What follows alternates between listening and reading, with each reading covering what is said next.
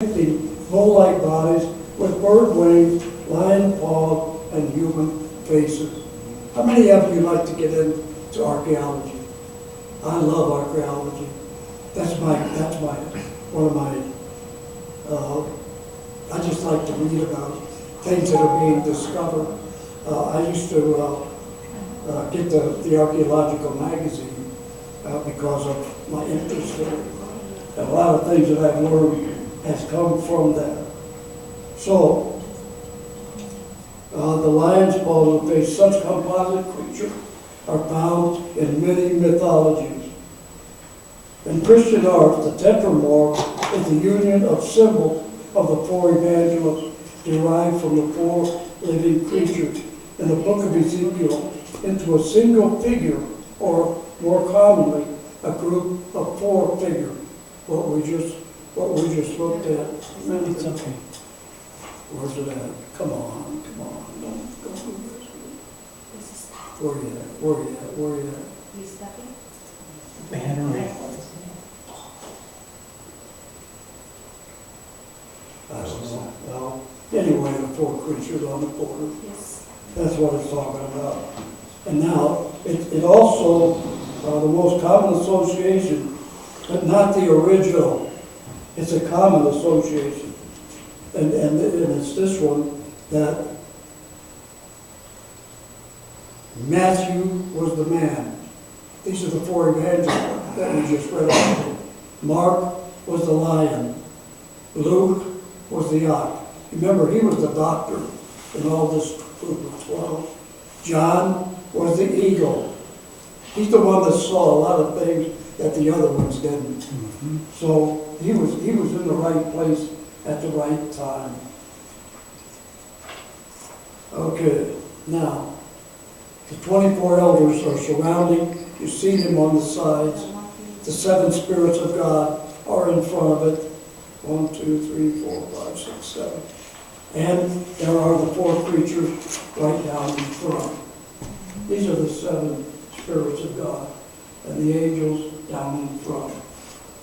So the elders were important. This is before the throne of God right now. Yes. That's Amen. what you will see. Yes. In Christian art, the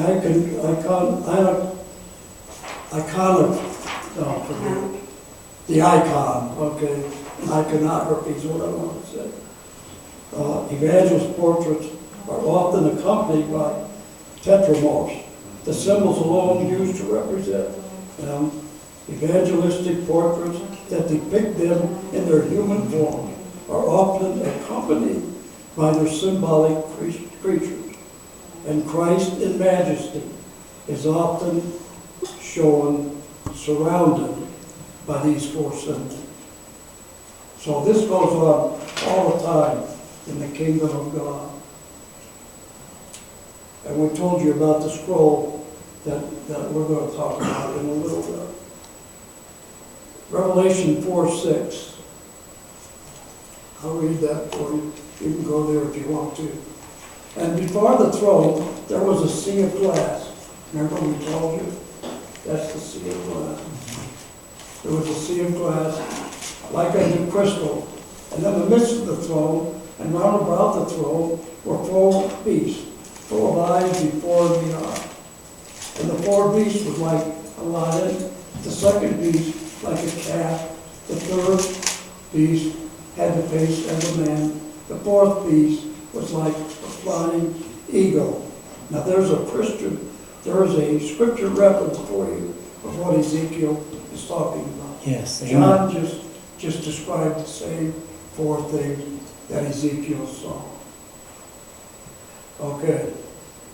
Ezekiel 1:22-24. And the likeness of the firmament upon the heads of the living creature was as the color of the terrible crystal stretched forth over their heads above. And under the firmament were their wings straight, and one toward the other. Every one had two, which covered on this side, and every one had two, which covered on that side their body. And when they went, I heard the noise of their wing, like the noise of great waters, as the voice of the Almighty, the voice of speech, as the noise of a host. They stood and they let down their wing. That's another description of what we're talking about, these four creatures. They are something that are constantly attending to God and His throne.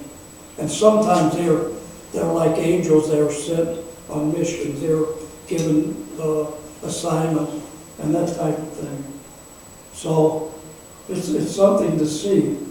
But this noise they heard, it was like their wings, like the noise of great water, as the voice of the Almighty, the voice of speech, as the noise of a host. You've heard a crowd screaming? That's what he's talking about. When they stood, they let down their wing. They were at ease. Finally, there was a throne, and the likeness and the appearance of a man upon it. That was God. That was probably Jesus sitting on the throne on the right-hand side. The important reality of the throne was occupied, signifying that God was in control, in judgment, proceeded from that throne. That's what this is all about. Ezekiel is all about judgment. Ezekiel didn't like to go to the house of Judah and tell them, you better get your life straight because God is going to judge you, and it will be with what? It could be with an invasion from another nation. This is a little extra that I threw in here. Oh, the other way, Joe. Ezekiel 1, 5 to 15. And out of the midst thereof came the likeness of four living creatures, and this was their appearance. They had the likeness of a man. So the creatures, as there was appearance, had the likeness of man. Now as I beheld the living creatures, behold, one wheel upon the earth by the living creature with his four faces. I go through and I try to find pictures, because sometimes pictures are worth more than 1,000 words, the old Chinese adage. And this shows you exactly what we're talking about. And these wheels, it's kind of you can see the other wheel, the wheel within the wheel. Looks like only one wheel there, but you can see the eyes in there and on the other side. So, Ezekiel 1, 25 to 28. And there was a voice from the firmament, and there was over their heads when they stood and let down their wing. And above the firmament that was over their heads was the likeness of a throne, as the appearance of a sapphire stone, and upon the likeness of the throne was the likeness as the appearance of a man upon it, upon it. And I saw as the color of amber, as the appearance of fire round about within it. Do you see why Ezekiel's getting excited about this? It's really scary to him. A lot of fire. And the appearance of, when it appears to lions went even upward, and from the appearance of his loins downward. I saw it as it were the appearance of fire, and it had the brightness round about, as the appearance of the bow that is in the cloud in the day, the bow of rain. So was the appearance of the brightness round about. This was the appearance of the likeness of the glory of the Lord. And when I saw it, I fell upon my face, and I heard a voice of one that spake. That's a good description of people having visions of divine creatures, like angels, for example. I'll give you an example. It was just quite a few years ago, and I was still working in the steel mill. and I developed a heart problem. And eventually ended up with a 4 bypass in that day. And while I was in the hospital at St. Anthony on the 4th floor, that's where my daughter worked, and I was in there. And in that room, I heard the doctor tell her mom, go home and get some rest. I'll call you if there's any change. They're giving me up. If you see her in the morning, yeah, we'll call.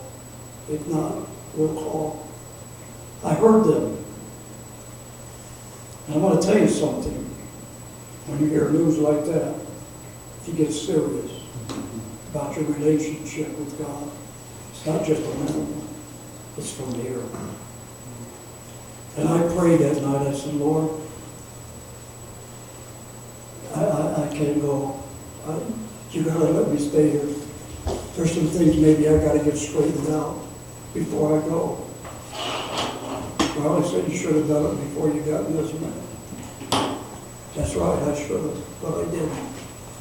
So I said, Lord, just give me another chance to make things right. I don't even know what I'm talking about, but you do. All of a sudden, I was on the bed next to the door. And out in the hall, suddenly, it all lit up in a white like I'd never seen before in my life. That's what Ezekiel was explaining here. The whiteness of these angelic beings. And I sat there and I watched. I said, what's going on? Now, whether conscious or unconscious, I think I was conscious. He come walking in the door. I never seen a robe as white as that was. It glowed, like Ezekiel said, it glowed so much, almost like fire. It was so beautiful and white and clean. It was the righteousness of God. He walked in, and as he come to the foot of my bed, I said, Father, I'm glad you're here. I got to talk to you. He didn't say anything. I couldn't see his face because of the glow. I couldn't see any features. I couldn't see even the outline of his body. The glow was so bright, almost blinding. I said, I'm so glad you're here. I got to talk to you. He said, everything's going to be okay. I said, okay, but there's some things I got to discuss with you. He said, I told you everything's going to be okay. I said, okay. But there's something I want to ask you. And he started backing out. He said, I told you everything's going to be okay. As he backed out the door, I said, please don't go. Please don't go yet. I got to have some answers here. And he disappeared and everything went off. I know what Ezekiel saw. But what I saw didn't scare me, it humbled me. I don't know if you've ever had a vision or not, but when you come in the presence of divine presence, you have a tendency to become very humble. So that was like 30 years ago, 25, 30 years ago. So everything's been okay. I went through the 4 bypass and in fact, they even made me walk from ICU